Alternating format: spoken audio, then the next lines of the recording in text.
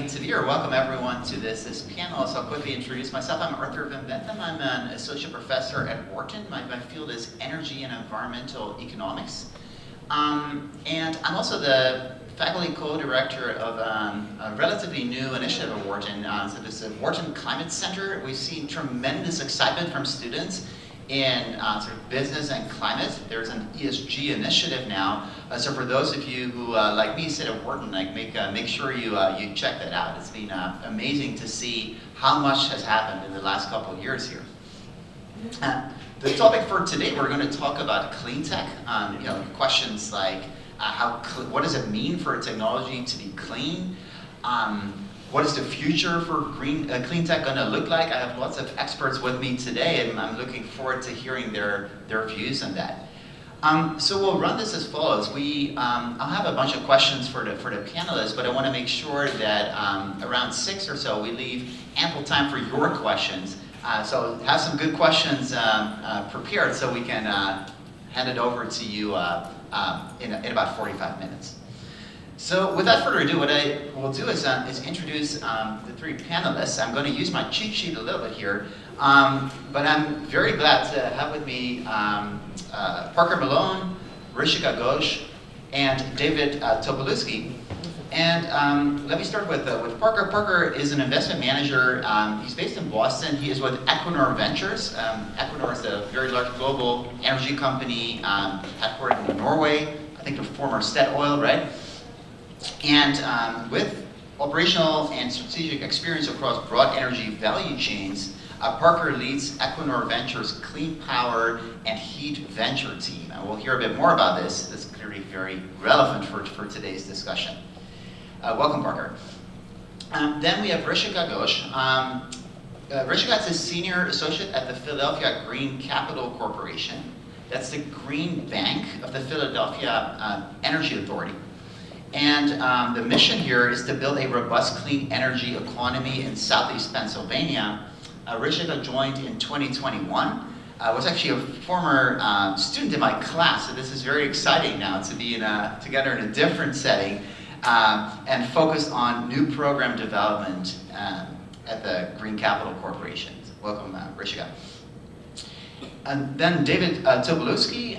David has been running technology companies, primarily enterprise software and software as a service for most of his working life. He is currently co-founder and CEO of the H2 World, a next-gen producer of distributed in situ hydrogen generation and storage.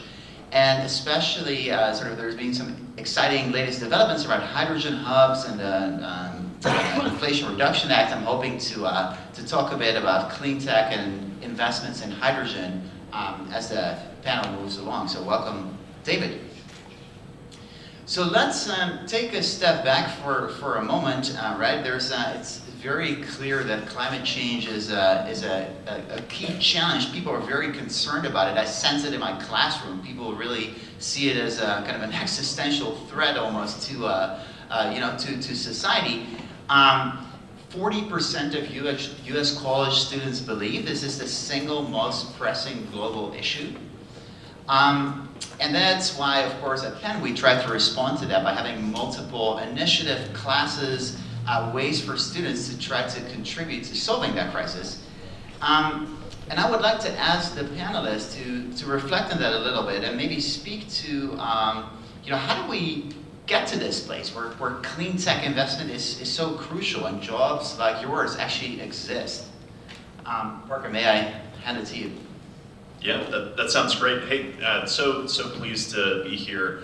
I genuinely think that the energy transition and climate challenges writ large are perhaps the foundational issue for what is everyone alive today, but particularly for younger cohorts of people.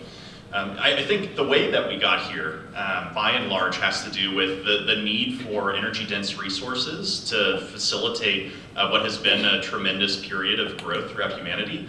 That has obviously been quite beneficial in some senses to the world, but has also had real costs. And so here we are, needing to figure out how we can transition our society, transition our economies, transition our jobs, in a way that is sustainable. And I think, there are plenty of challenges that go alongside doing that. But, at least in the venture world, when there is a big challenge before someone, that also means that there is a significant opportunity. So what excites me in my day-to-day is to think that, if you were to aggregate effectively the energy market share of the world, right now it's very much dominated by hydrocarbons, and in a transition world, that can't continue. And so that means there is going to be a tremendous amount of turnover and change in terms of who is providing the energy for the world. And I think that everyone is going to have an opportunity at being that provider. And certainly I think with Equinor, us having very stated and committed energy transition commitments, I think we have a compelling story as to how we hope to transition our own business to be that provider of choice for the world. Rishika. Great. Hi, everyone. So I'm coming at this from a slightly different lens. I don't know how familiar y'all are with green banks, but let me roll it back. A lot of what we do is really focused on adoption and implementation, and think about it more from an equitable lens. How do we make sure everyone is participating and benefiting from the broader energy transition? And I think that kind of ties back to a lot of how we think about climate change and where we as a green bank can really be supporting it and where the gaps really exist. We see a lot of solar adoption, a lot of energy adoption in high wealth communities, areas where costs are low, where there's really good policy, but what about the rest of the country? There's so many spots where there are low wealth communities, areas where implementation is just a little bit harder, and that means that that's not where investment is happening or where jobs are being created. So how do we as an organization bring those resources there, create the infrastructure, but also figure out how to create those jobs that need to exist? There's a need for more jobs in the clean energy transition, and there's so many different ways for folks to be participating, be it through the actual development of projects, through thinking through new business models, investing in different areas, thinking about risk in different ways, but also thinking through new and innovative financing models. That's a lot of the work that I do, and I'm happy to dive a little bit more into that in detail as we kind of go through the questions. But really focusing in on the equity lens of things, I think, is a separate but nuanced challenge, and something that needs to be thought about more and more as we're thinking about how to make clean energy more accessible broadly long term. Thanks. Great to be here, everybody. I want to touch on what Rashika was saying just now, as a real concrete thing that the IRA is in the Inflation Reduction Act, which has huge incentives in this. And so if you're in an energy community, your investment tax credit goes from 30% to 50%. So there are some very big financial incentives in there, and that's a big part of the IRA incentive package. But I think, sort of stepping back, there was earlier, I think, sort of in the knots of this century, an effort at climate tech, but with the financial crisis, it really fizzled out, and that was unfortunate, but not that surprising given what happened in the capital markets. But I think there have been some fundamental changes really in the last 7 or 8 years. One is this huge drop in solar costs, literally 90% drop in the last 10 years, and that continues to go down. We talk about 3-4 cent solar. Well, the city of Lancaster is at 1.5 cent solar. This is in California, so that continues to do a lot of heavy lifting, and that's great news for the world. The other thing that I think is the awareness that people have. Just the extreme weather events that we're having over and over again. I think most of the deniers, they're maybe closet deniers now rather than outspoken deniers. And so I think that's a really, really big change. And then you're seeing this in some of the policies, like with the SEC wanting to, from a disclosure standpoint, put in scope 1, 2, and 3. And there's lots of people battling that, but those are the types of things that really need to happen to empower people. Thanks, all. So what I would like to do now is go to a very exciting part. Let's talk about some of these clean tech technologies. Investment in this sector has grown really rapidly over the last 10 years. And I'm just curious to know from each of you, what are some of the clean tech technologies that you've seen, you're most excited about, you think have the most potential? I'm sure the list is too long to touch on it all, but I still wanted to, get a few examples from each of you. Let's start with David. Well, it's a pretty busy area right now, though I don't think busy enough because the climate warming continues every second.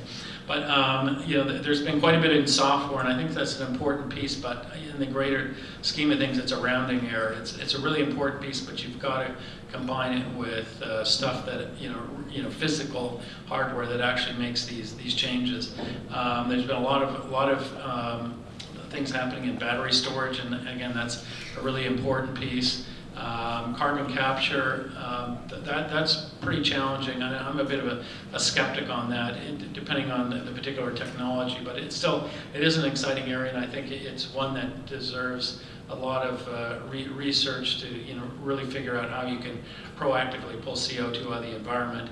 And then the space I'm in hydrogen, I'd say we're really at the beginning. The process has been around a long time, but very little R&D in the last in decades, literally. And so I would say battery R&D is probably 3 orders of magnitude more than hydrogen R&D. And so that's going to change, and so you'll see more efficiencies, better storage, and some improvements, because it's for certain sectors that are really hard to abate, like steel production, for example. Hydrogen's going to be critical for that. So you really want good systems for that. And in certain aspects of transportation, not so much in cars, but I'd say in really heavy transportation, there's opportunities. So there's a lot of exciting stuff out there.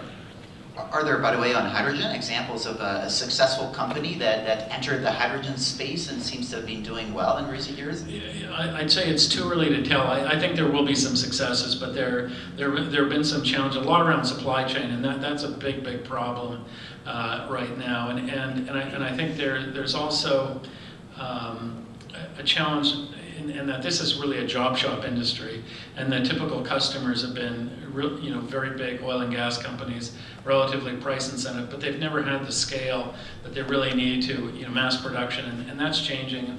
And to me, one of the best examples is Cummins has a new energy division, and they're probably the biggest diesel engine producer, and so they've built a plant in Foshan in China, which is a very automated plant to build electrolyzers. And so getting somebody in like that really understands manufacturing. I mean, they produce more diesel engines in one shift than probably their fuel cells produced by the largest company in a year. So getting that type of talent in here is really going to help.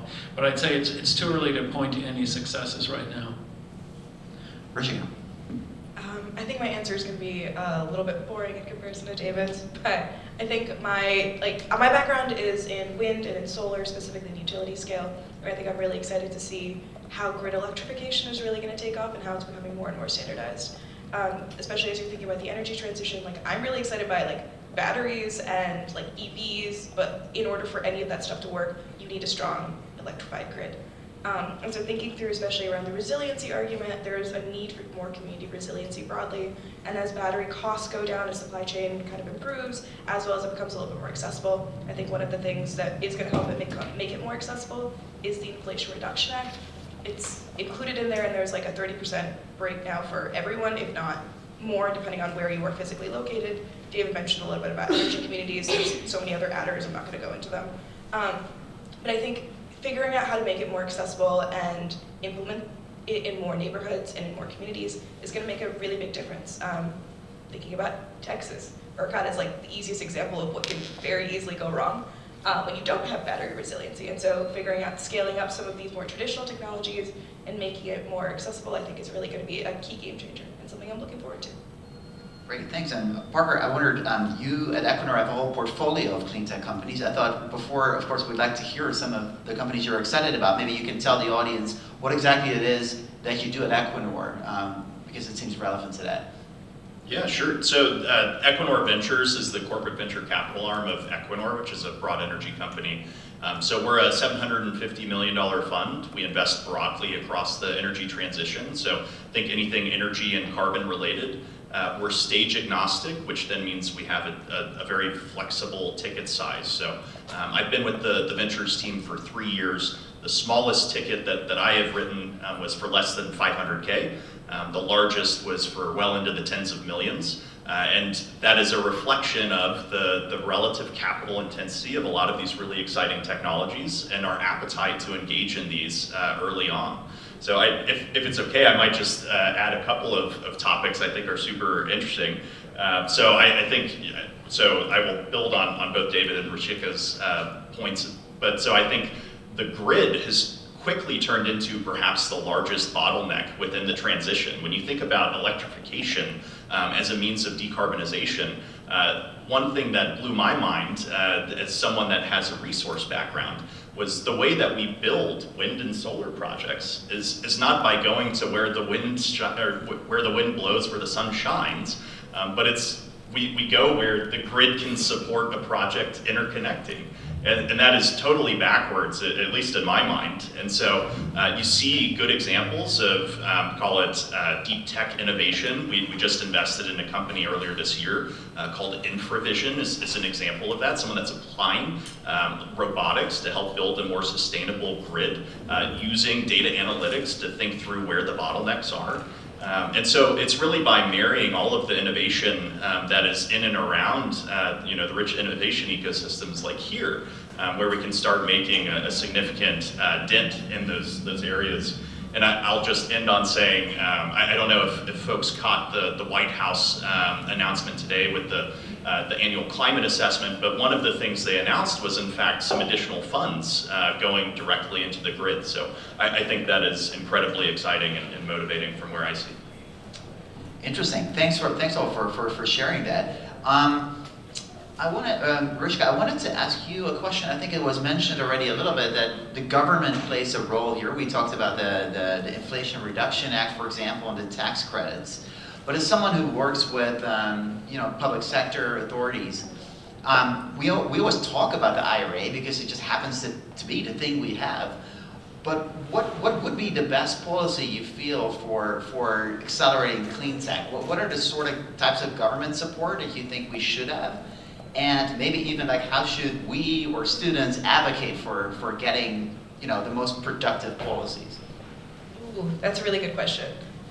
Mainly because I work in Pennsylvania, and I don't know what you guys know about Pennsylvania politics, but it is a really hard place to get stuff done, especially when you're thinking about clean energy and most progressive policies.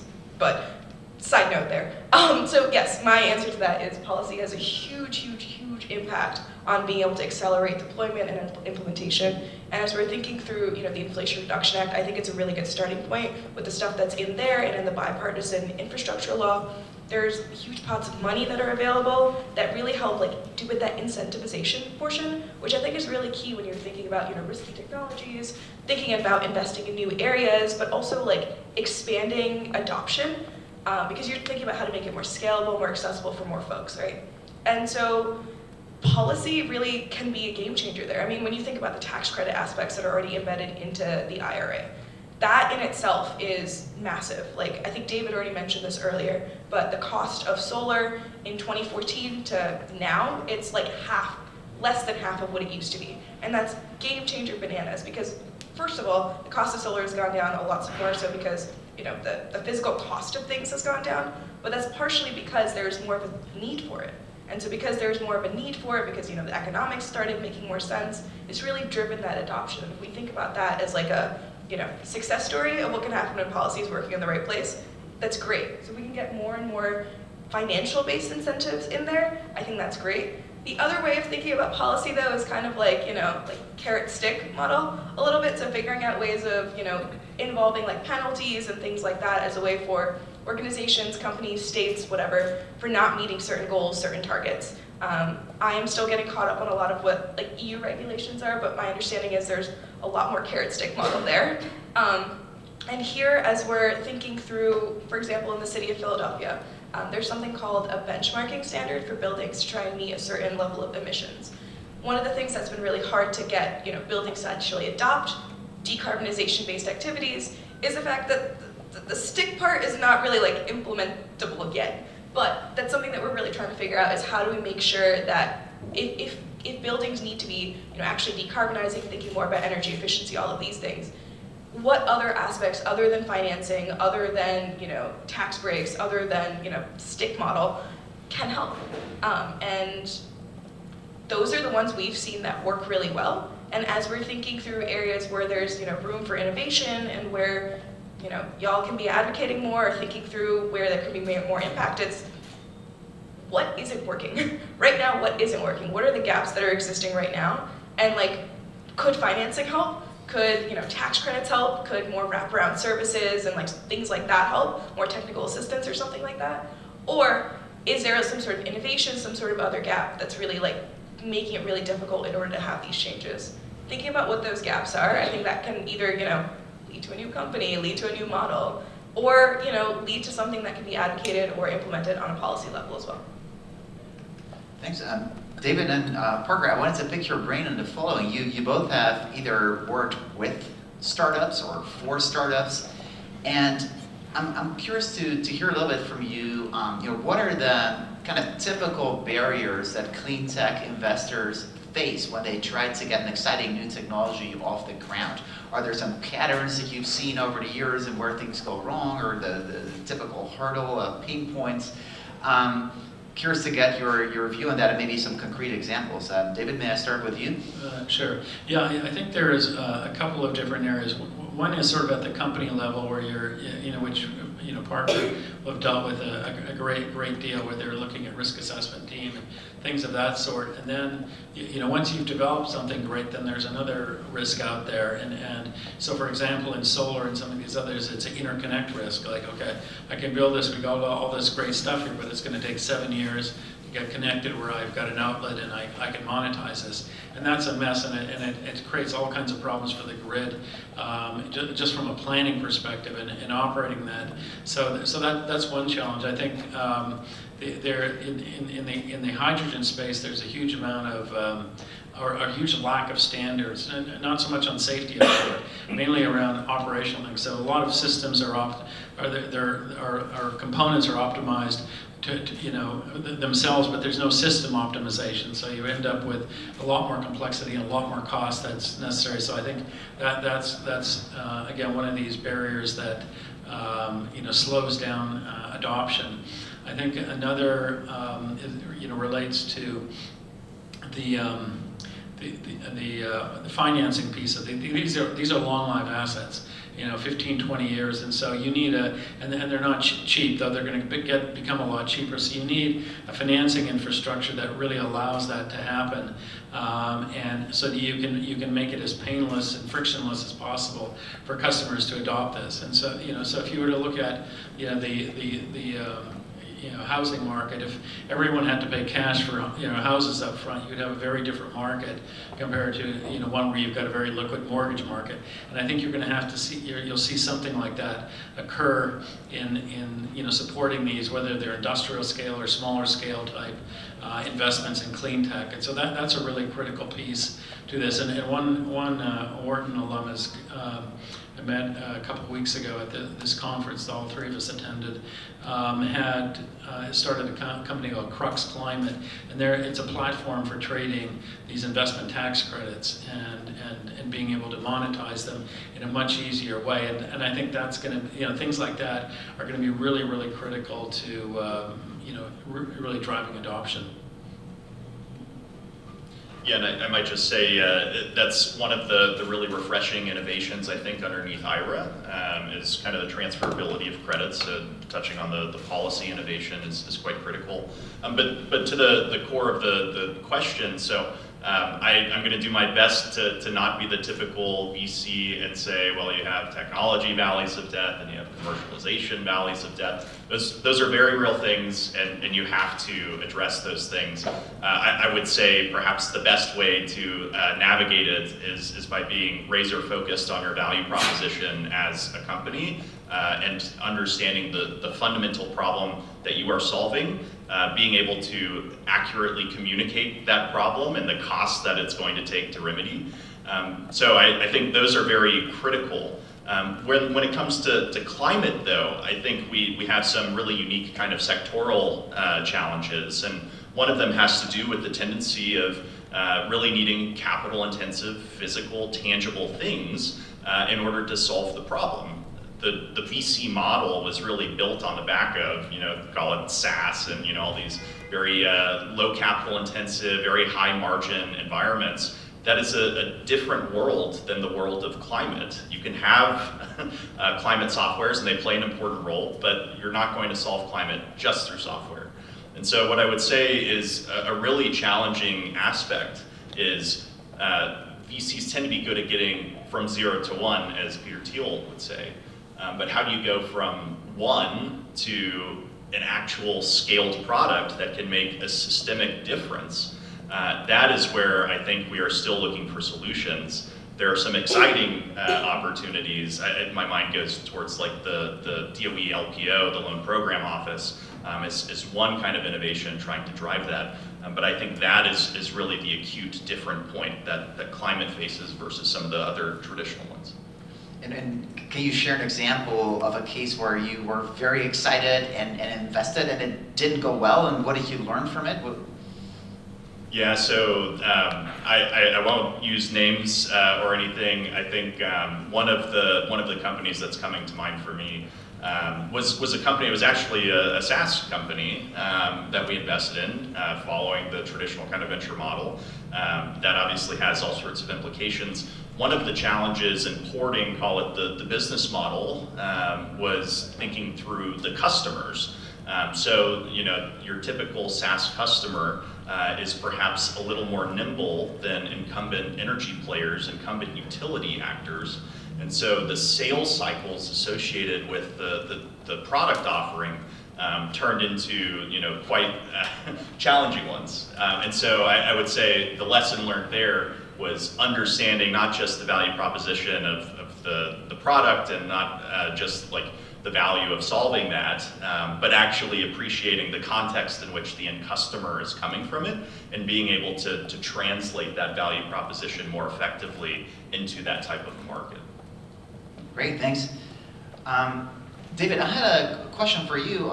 So you have experience with AI solutions. Everyone is, of course, talking about it, so I felt we have to have at least one question on AI today. And I was kind of curious, like, what do you think is the role of artificial intelligence or sort of data and software in general in the sustainable energy space? I think it's going to have a very significant impact across a lot of different sectors in climate tech. So some of it is going to be in product design, for example. So really understanding electrolyzers, which are used to make hydrogen and water plus electricity, but really understanding these much better and being able to design them better, and then also monitor them. So historically, these things have been very data sparse. And now you're going to be in a situation where you can have a lot more data to help in the design and operation of those.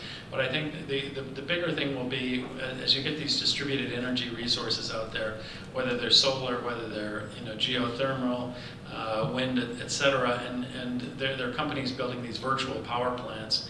And then you can start using all this data that you're collecting in this machine learning to do a much, much better job. Everything from timing when your car gets charged to putting more in a battery and you're going to sell it back to the grid somewhat later. So there's a lot of interesting things I think can happen there. Because what's surprising is on an aggregate basis, these utilities know a lot about how much their electricity is being used, but in individual homes there's very little. Now there are smart panels coming out now that are going to be able to feed a lot more information and up to these data aggregators, and I think then there's going to be a lot more interesting stuff that comes out of that.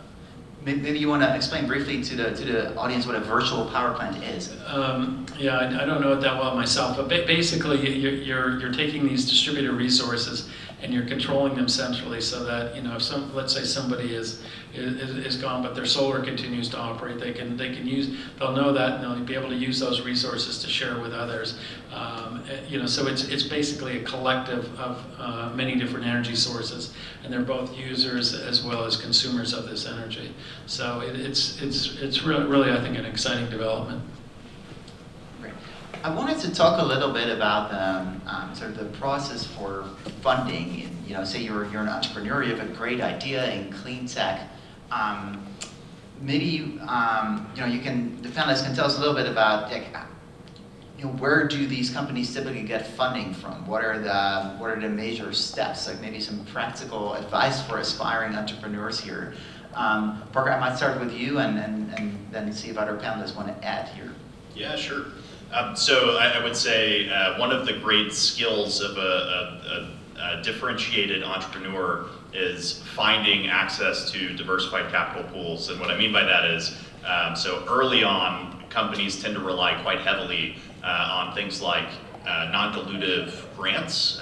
You know, maybe you get something from a local government or the federal government, the SBIR, you know, all sorts of different kind of non-dilutive capital that can come in, really get you to almost like a pilot scale device. And then really, I think, you know, once you have a tangible product, at least in climate, I think that's where the private market really starts coming to the foray. So, you know, we are very creative in the venture world, so oftentimes you will hear the very first kind of equity investment be termed, you know, a seed round. And then it goes from seed to Series A, and then creatively to Series B, and you know, it goes so on and so forth. You know, these things, at each one of those fundraisers, there are going to be milestones that are going to be established. And you know, the investors in the markets are going to be assessing those opportunities to figure out, you know, what is the real value of what you have delivered from the previous fundraise, and just how much closer are you to actually delivering, you know, a sustainable business. So I would say, in summary, you have to be creative in assembling the right capital, and then you should appreciate that the maturity of the product, the maturity of the company is going to change over time the capital that is available to you. David or Rishka, would you like to add to that? I would just add, yeah, you know, what Parker was saying. Yeah, there are a lot more capital sources out there now, and they range from grants that you have to be prepared for fairly long lead times in terms of getting them, at least the ones I've seen from the federal government. There's also tax equity, which is really interesting right now. We're tapping into that as well. And then but there is a lot more. There are a lot more VCs focused on climate tech, either specifically or at least part of their portfolio. So I think in general the receptivity for this is much better. And if I'm not mistaken, in California, which is where a lot of VCs are, there's even you know, some requirements that are coming in terms of reporting that are going to highlight some of these things, but I could be off on that. And I'll just add one last comment on that. Another source of early financing that I've seen is working really well are accelerator funds. A lot of them exist. Some of them are very like clean energy focused. Some of them are just broadly in the space, so they can also be good sources of capital. Another thing to think about though is if you're thinking about like applications, if you're thinking about like a specific community benefit or something like that, there are more like philanthropic funds and capital, as well as like localized funds like green banks, self-promotion here, but also like other like more like localized fund sources, where you can create the business case for this is how it's going to help this pilot, this community, this neighborhood for this specific application. You might get access to a lot more funding that way as well. And yes, they'll be able to use for maybe like that specific project, but it can be really good for scaling and pilot projects. And Rishka, you mentioned the term, I think, equitable transition a while back. You know, my sheet tells me here that there's 2 million Americans working in the fossil sector, like directly or indirectly. As much as it's very exciting to start clean tech companies, it's of course a huge threat, or at least perceived as a huge threat for many people, this whole transition. And I'm curious actually to hear, well, first from you about the Philadelphia Energy Authority, but also in general, to what extent investors and VCs think about this issue or take that into account somehow. So I'll start it from like our perspective here in Philadelphia. So context. I think Arthur already mentioned this earlier, but we're a green bank, we're an independent nonprofit, that's PGCC, Philadelphia Green Capital Corp, but we spun out of a quasi-governmental municipal entity here in the city called the Philadelphia Energy Authority. They've been around for about 10 years, running a lot of really interesting programs that are really focused on deploying clean energy out and making it accessible for all folks. One of the cool things that they do that actually aligns really well with some of the programmatic work that we have is basically like layering workforce development programs and pairing them with our actual programs that we run. So for example, we have a program called Solarize Philly that really makes it easier for individuals and businesses to install solar. It's through like a group buying program meant to be a little bit more standardized, easier to do. This is a really great way to work with existing installers that are either like hoping to enter the Philadelphia market or expand their footprint here. And it means that there's a need for a lot more jobs, like folks who are going to be installing the panels on roofs, doing marketing work, other work, things like that. So the workforce development program that's paired with it, for example, is called Bright Solar Futures. It is a program for young adults and high school students where they go through, I think 1,000+ hours of like technical education training. And they come out of it essentially as being capable of installing solar panels. So one of the programs is actually run out of one of the Philadelphia, like school district of Philadelphia's like high schools.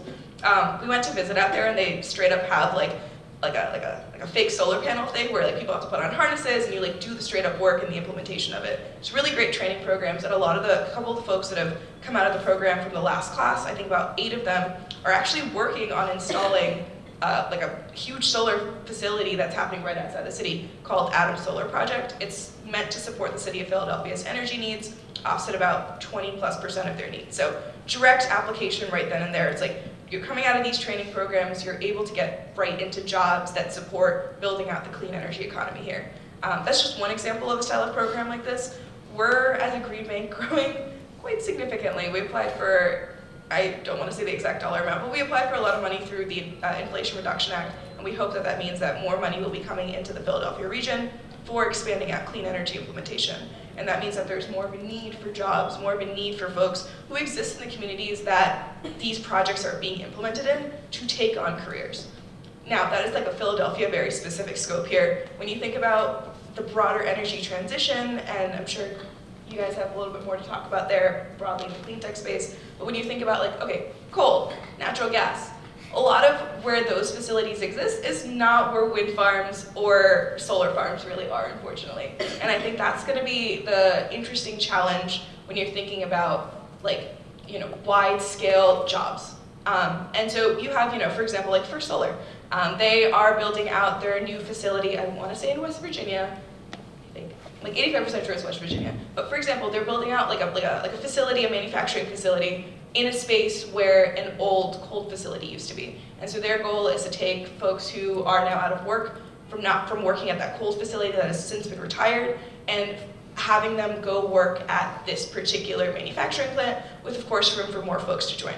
That is just one example, but it's not like a very replicable and like easy to replicate kind of a process across the industry. So thinking through where jobs exist, where the need exists, and where it's like makes more sense to have specific organizations and businesses, I think that's gonna be a really big challenge, but something that, again, with intention, can be figured out.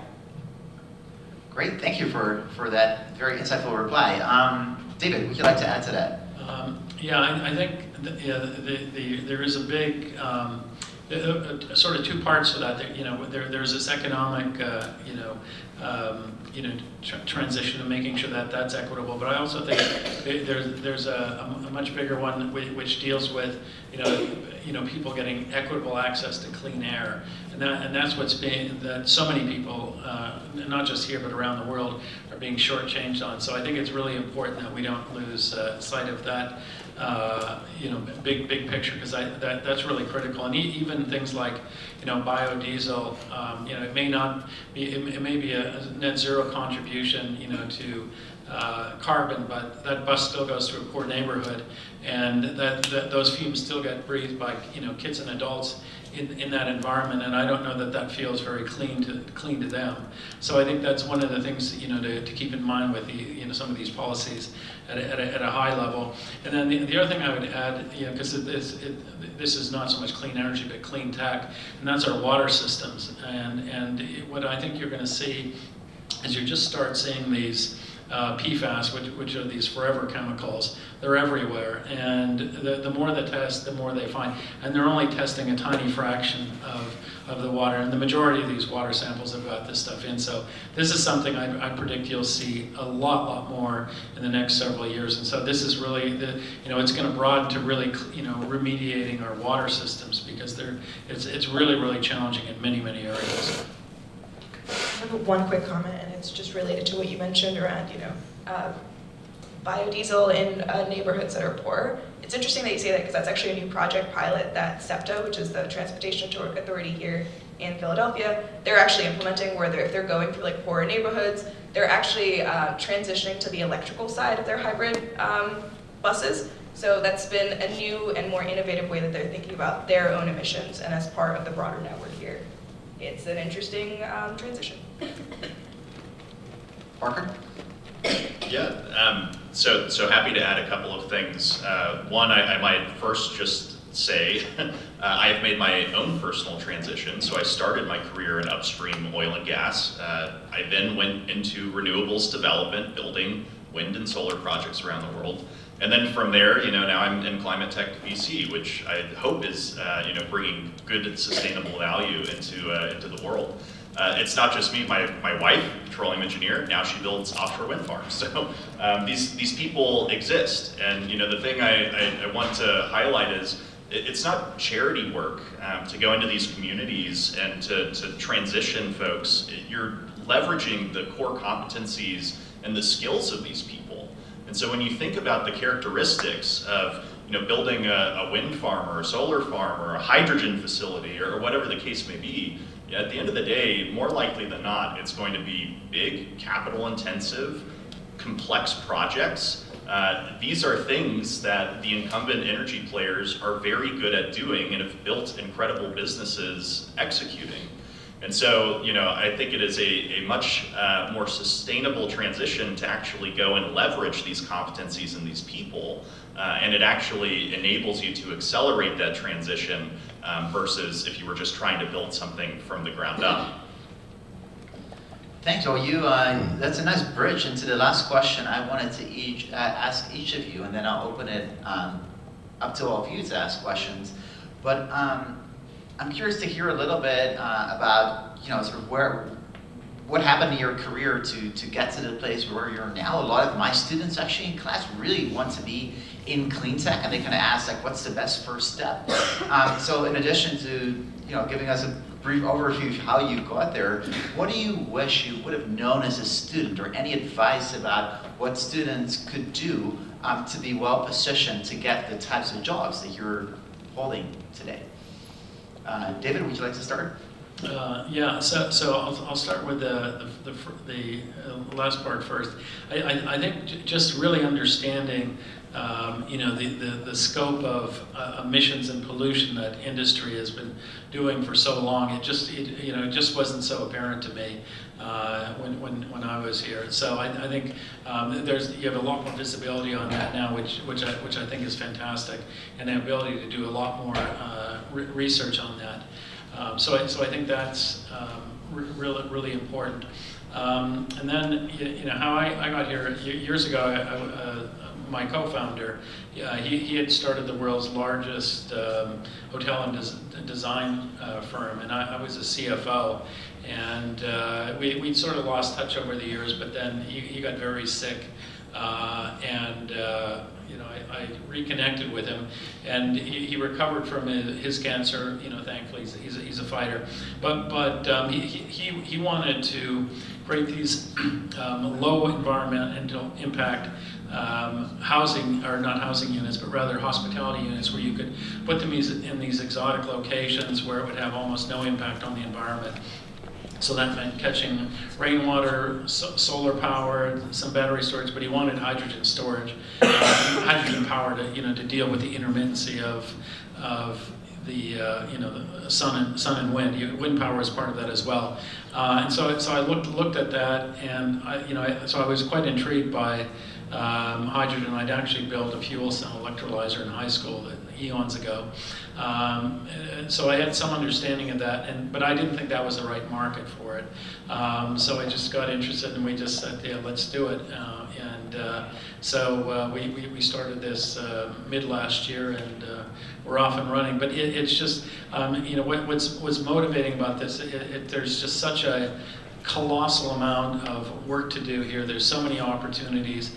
We have one atmosphere. We appear to have several oceans, but they're all connected. So we really have one ocean. And so what we do is really important.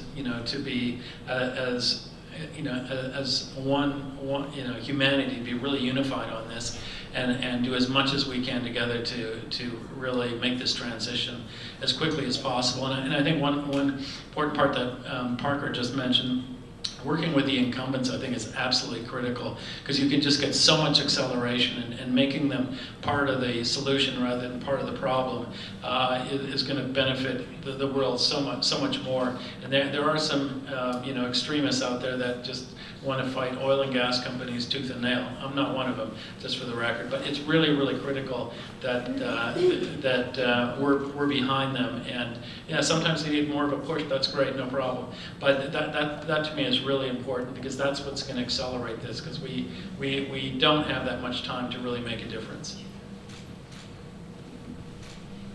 So I have half forgotten the question already, but I'm going to just go for it. So my background is in, I've basically worked in energy my entire career. I actually got into it because I think I also had to build a fuel cell at one point in high school chemistry. So I guess that's a common thing, I don't know.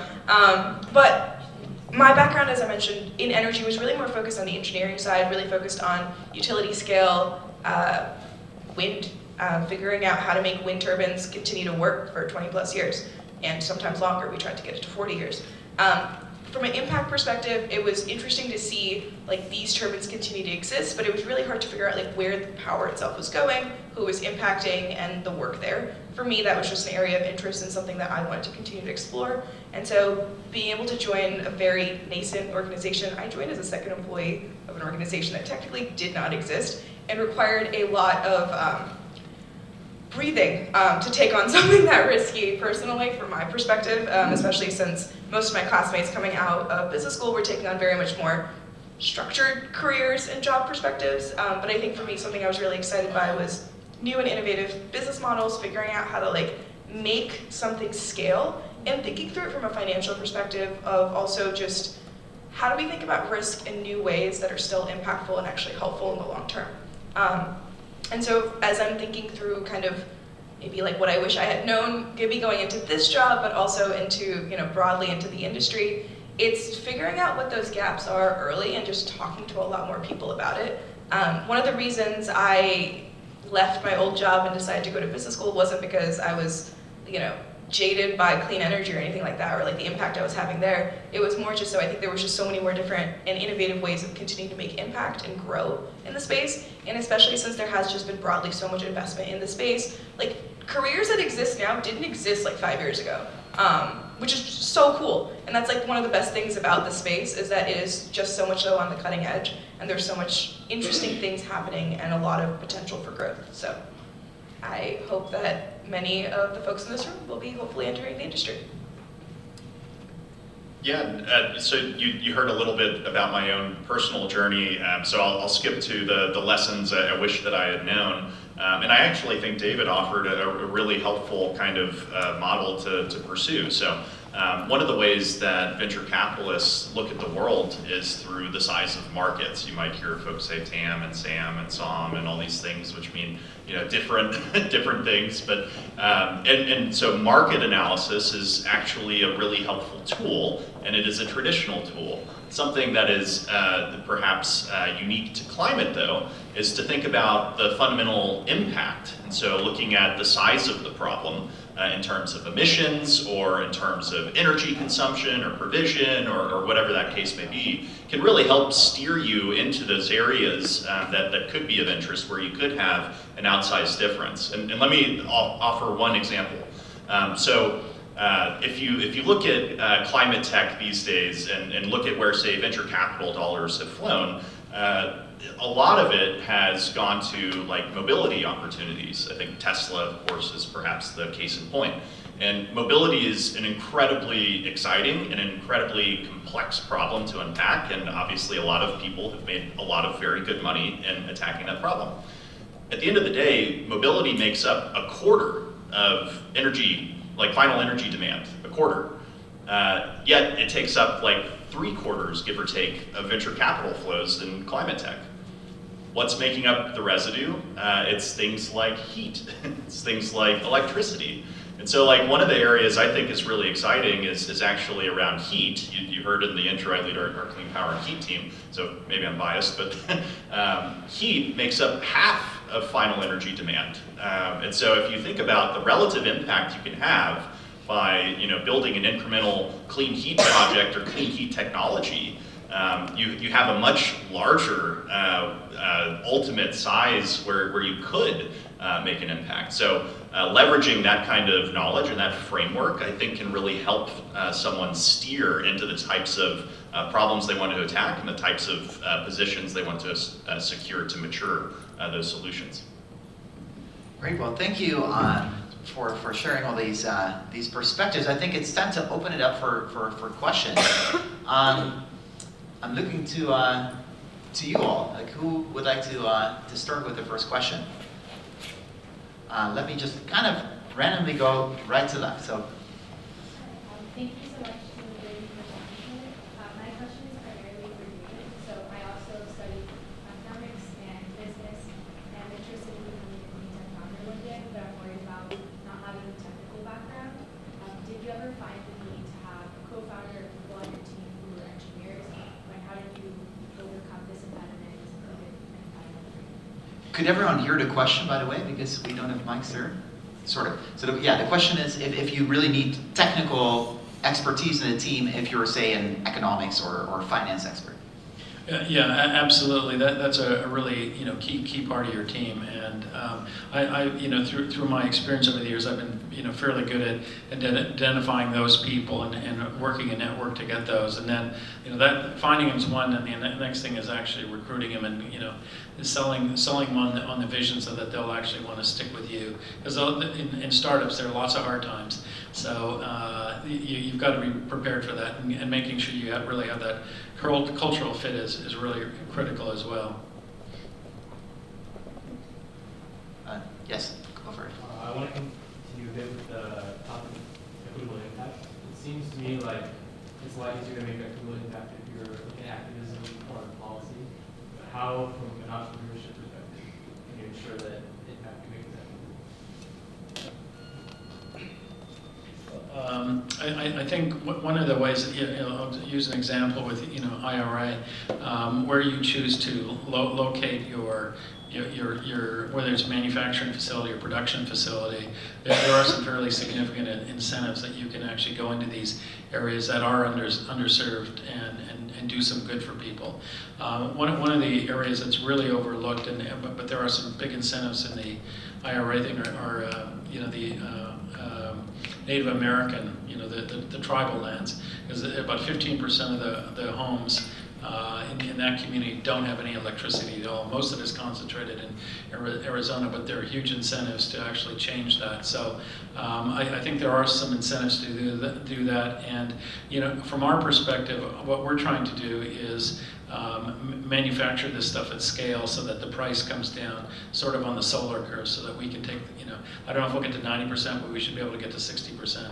And by making these things a lot less expensive, combined with the financing I was talking about earlier, that can make things a lot more equitable. And there are people doing that, whether it's with heat pumps, and going into, and retrofitting homes and in these poor communities. So there are initiatives out there, but I think you've got to be kind of creative that way to take that initiative.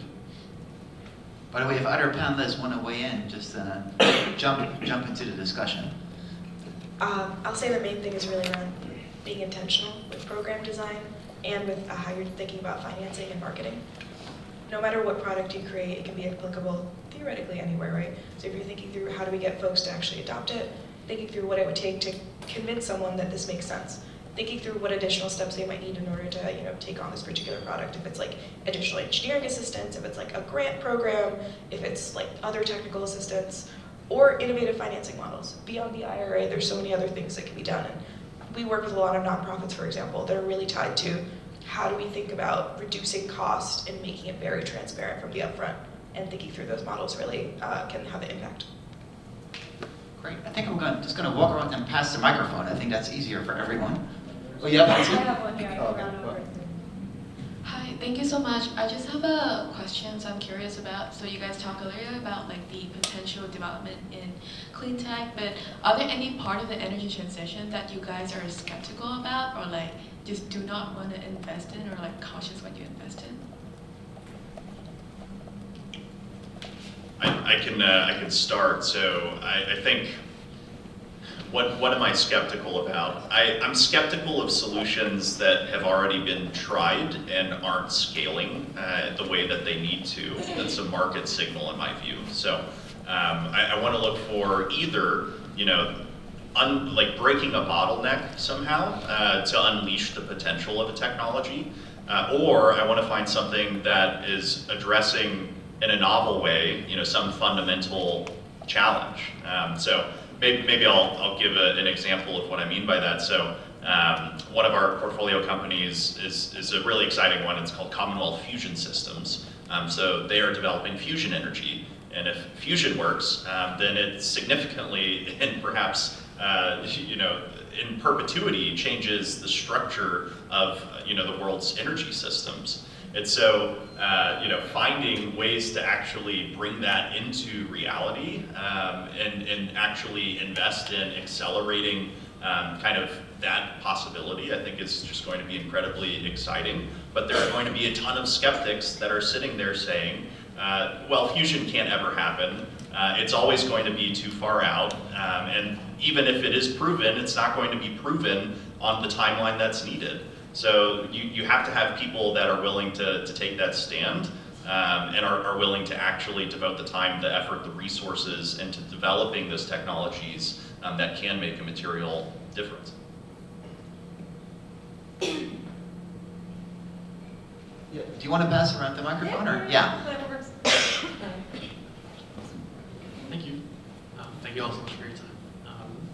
My question is, I wanted to dig a little bit deeper on the current state of fundraising for startups in a couple different aspects. One, in venture capital fundraising, we saw that last year with the significant dip in venture deals closing, venture dollars flowing, yet climate tech seemed a little bit resistant to that dip, whether it is sustained that advantage and how you see it moving forward. I guess a little bit selfishly, it's now a good time to raise money for climate tech as a founder. And on the other side, also what the impacts of a high interest rate environment are having on lending money to climate tech projects.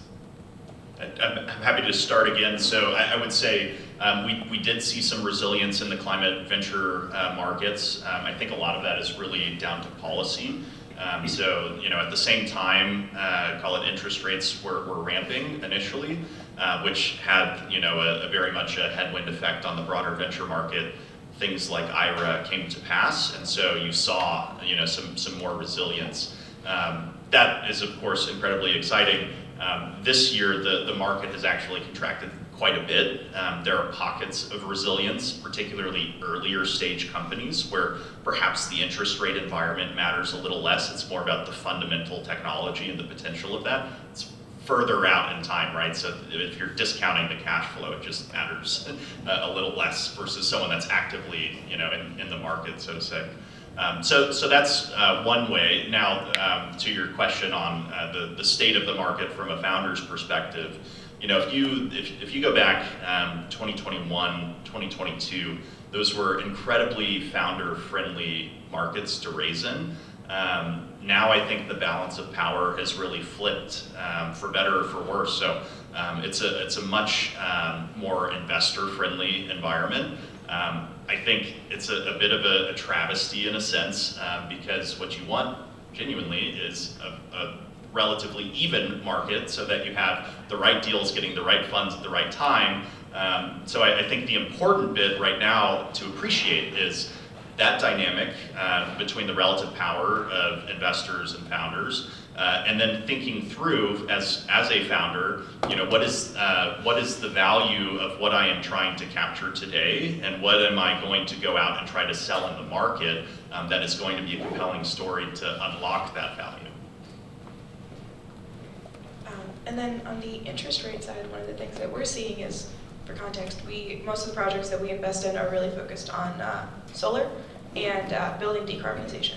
A lot of the projects that were in our pipeline in the beginning of the year have significantly stalled to the point where projects have gotten pushed out a year or two, especially some of the bigger projects, and raising capital for them has been really hard. So actually, in a way, we've become not quite a lender of last resort, but definitely an alternative lender, because we have more competitive rates in comparison to a lot of banks and a lot of other lenders who have just essentially paused lending broadly. So it's been interesting to see some of the newer deals that have popped up in the meantime, but a lot of larger deals, it's just been harder to get folks to invest and take that risk right now. However, with the Inflation Reduction Act coming through and all these rebate programs that are theoretically coming in the next year or so from the state levels, I think that'll also expand a lot of interest in clean energy adoption, more from the traditional forms, so thinking through heat pumps, solar, things like that. And I think that'll also open up the market as we're thinking about risk and some of the newer clean tech technologies as well. Great. Yeah, I'll just answer the CEO. Parker, you mentioned that grid electrification was probably the largest bottleneck for renewable energy. So I just wanted to ask, what are some of the other major bottlenecks that are preventing clean energy from being scalable to the level we would need them to be to replace fossil fuels? Yeah, so there are a lot, as you might expect. Some that come to mind. So we were having a conversation about critical minerals and rare earth metals in the run-up to this panel. I think that's one obvious area, right? So if you scale out what is currently still a small segment of the market in EVs, and then you layer on, call it the scaling of, say, all the wind farms, the solar farms. You're talking a significant amount of material intensity. So that is one that is quite obvious, and you see folks really trying to break into it. I'll offer an optimistic note, which is to say, countless times throughout humanity's history, when there has appeared to be, some, unscalable mountain in terms of like a hard scarcity and resource, we found other ways. And so, like, one of the things I would point to has to do with like battery chemistry. So if you look at kind of the batteries that, like, lithium ion is the dominant battery, so to say. But the specific chemistries within lithium ion are constantly shifting. And so right now you're hearing a lot about LFP, lithium iron phosphate batteries. The reason for that is because over the past couple of years, NMC, which is another type of battery chemistry, the cobalt became incredibly expensive. And so the market reacted to that relative expense, and it said, well, hang on a minute, what if instead of making a bunch of really expensive NMC batteries, I actually just make LFP? And so you now see that coming to pass. So that is one example, call it the resource bottleneck, and hopefully a story as well on how these bottlenecks can be broken through things like efficient markets.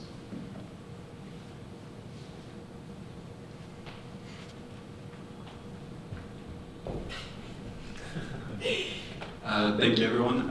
Just going on that point, I was wondering how, I don't know, let's say from the VC's perspective, you take into account geopolitical risk, right? Speaking about rare earth minerals, right? Seeing that China dominates, I think, 90% of the processing of it. How is that accounted for when you invest in a company? Sorry, I'm happy to again weigh in on these. But please jump in at any point.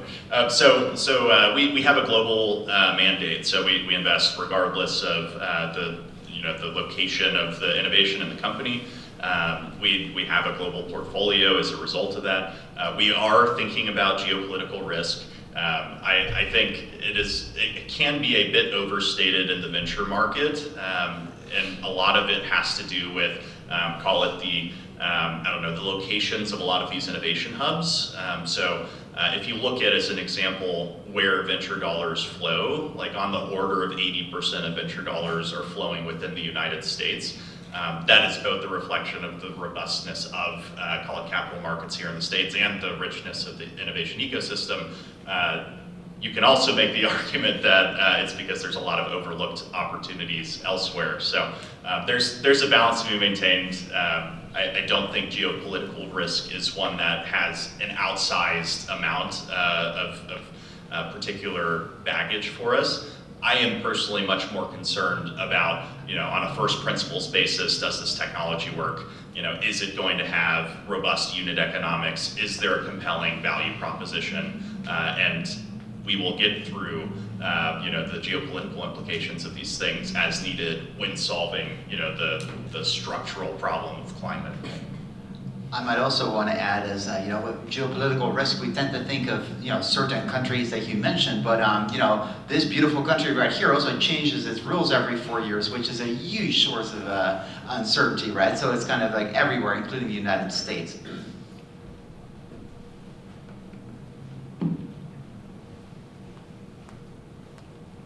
Hi, so I'm just curious to hear your perspective in the intersection between environmental tech and the military, because the military does have a lot of carbon emission, and I was wondering if you guys have any insights regarding like any specific technology or collaborations between energy that might go into the military.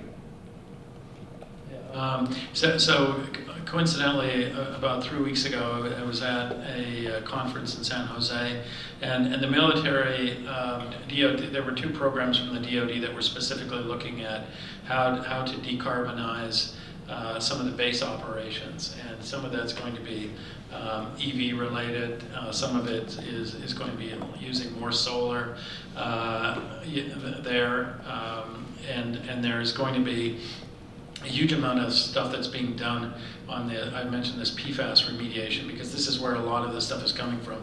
Because it comes from, fire retardants, which, they practice with, and this stuff leaches out into groundwater and so on. So you're going to see, I think, a lot more involvement on the military, sort of on the civilian level. And then the other place where I expect is on the drone side, because of, hydrogen fuel cell drones have much longer range than battery based, so that obvious use in something like that. But you're right. I mean, the military might be the single largest fossil fuel producer or polluter in the U.S.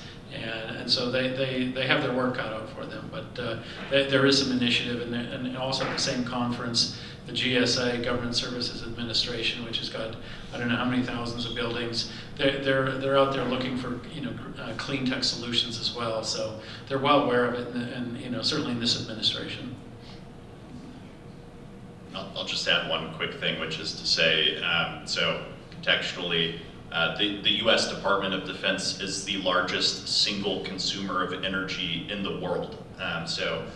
When that is the case, it means there is going to be significant pull from a customer perspective as they, like everyone else, looks to decarbonize. So just to keep in mind. The other thing, though, is there are opportunities where you have technology that's developed from a defense application perspective that can be scaled into other adjacent markets.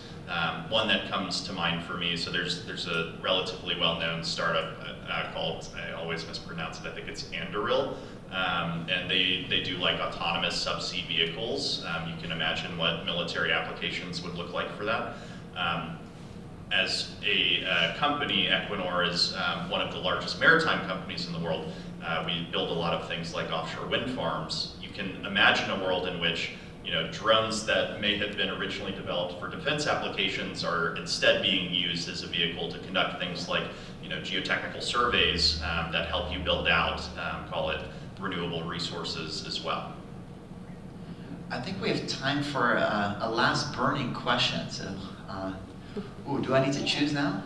You can choose. No, you do it. You do it.